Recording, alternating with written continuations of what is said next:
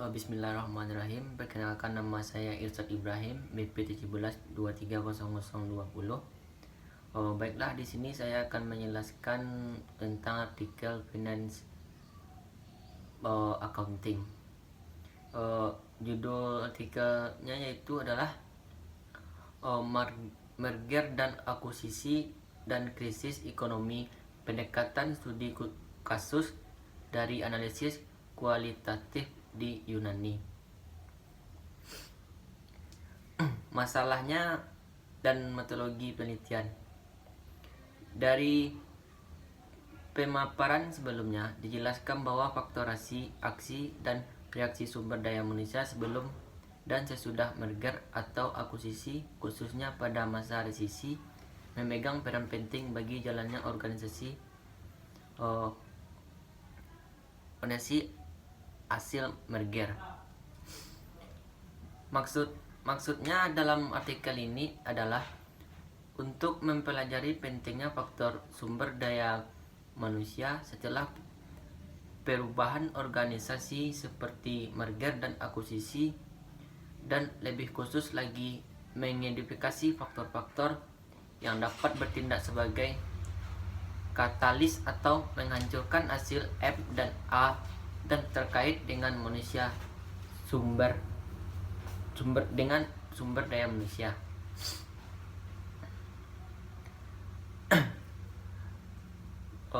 Selanjutnya pengantar krisis utang di zona euro serta volatilitas pasar yang intens menyebabkan penurunan bebas nilai merger dan akuisisi pada trimester keempat, yang mengakibatkan penyusutan yang kuat dari Komisi Konsorsium Perbankan, terutama di Eropa. Menurut publikasi Financial Times, nilai merger dan akuisisi telah menyusut 32% pada trimester keempat dibandingkan sebelumnya, mencapai level 375,3 miliar dolar, karena penurunan 41% di tanah Eropa.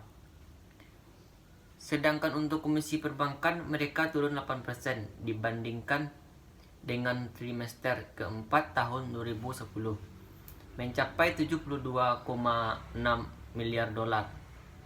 Eropa adalah wilayah yang paling menderita karena nilai merger dan akuisisi hampir tidak mencapai 2,57 miliar dolar Amerika Serikat. Trimester keempat menjadi lebih buruk sejak penelusuran pertama data khusus pada tahun 2000 oleh Thomson Reuters Company.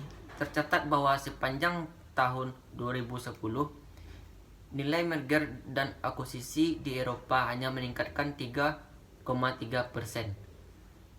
Prospek tahun 2012 suram. Entah akan ada stabilisasi krisis Eropa dan pemulihan aktivitas penggabungan, atau kemerosotan dan situasi yang lebih buruk, kata Paul Parker, spesialis masa merger dan akuisisi di Barclays Capital. Pada saat yang sama, masalah publik turun 27% untuk seluruh tahun 2011 dengan penerbitan obligasi mengikuti kursusnya masing-masing. Di tingkat korporasi, hanya perusahaan dengan tingkat kelayakan kredit tinggi yang memiliki akses ke pasar. Lalu selanjutnya, kesimpulan dari artikel ini.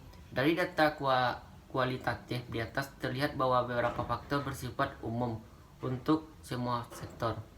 Khususnya ada subfaktor yang ditunjukkan pada tabel 2 yang perlu diperhatikan dan ditinjau dengan data yang lebih kuantitatif.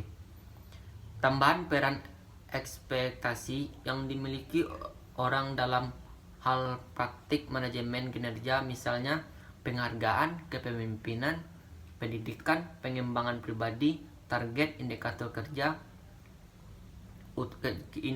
kerja utama sebelum proses penggabungan atau akuisisi, dan cara penerapannya setelah organisasi baru adalah di tempat yang paling penting karena dirujuk dari semua perwakilan sebagai yang paling penting untuk keberhasilan setiap perubahan.